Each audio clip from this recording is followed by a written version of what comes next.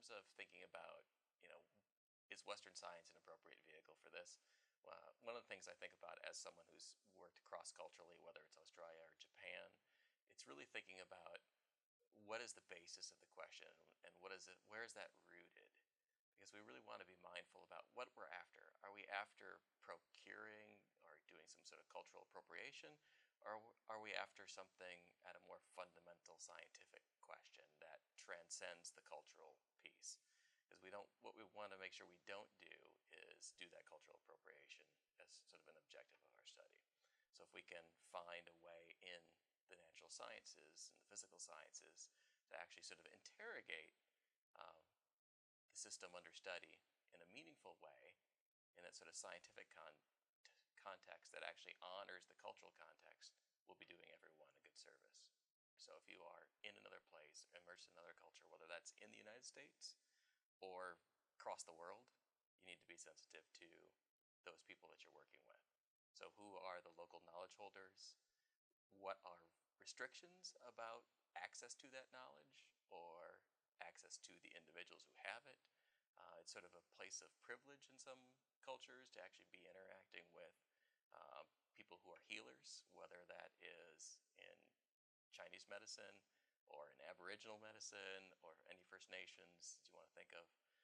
So we're sort of treading lightly, is what I'd like to say. There's some really great scientific questions that you can pose, especially in the chemical side, because you can ask all sorts of great things about what's the active ingredient or active ingredients. Do they have synergistic effects with each other? Are they just isolated effects? What's the chemical composition of these things? It's sort of a rich area that gets opened up for drug therapeutic explorations. And this is where sort of the second piece of caution comes in, because now all of a sudden this is potentially a money-making venture. And the question becomes money-making for whom? And this is where the scientific research then all of a sudden can lead to economic exploitation of sort of steeped cultural knowledge that one has to then be careful of. Who is the end user? How do we acknowledge who these folks are along the way? And if we're going to publish our results, who owns them is the last piece. Is it a collaborative ownership by the people that we are working with on the local medicines or the traditional medicine or whatever you want to call it? Or is it really the scientific investigator and their team that owns this? And that has to be really negotiated at the outset versus on the back end of the process, because then all of a sudden now you have cultural misunderstandings, you have sort of this human notion of I now have something that I own, or is it something that I share?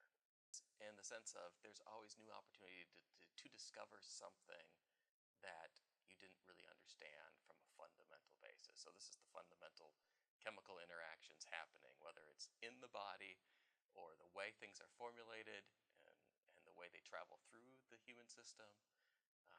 Opens up a whole new area of perhaps drug targets or of just targets for other therapies, or even knowledge about botanical components or animal components that we really didn't think about that type of use as an intentional way, or that type of resource. So it really frames a whole bunch of different questions that could be explored through biological means, chemical means, landscape, land use, environment, all of those come into play, and then even some relationship between the terrestrial and the aquatic, or the terrestrial and the marine come in, especially if you're looking at coastal communities, which may have a very different approach to medicines or therapeutics than communities that were much further inland.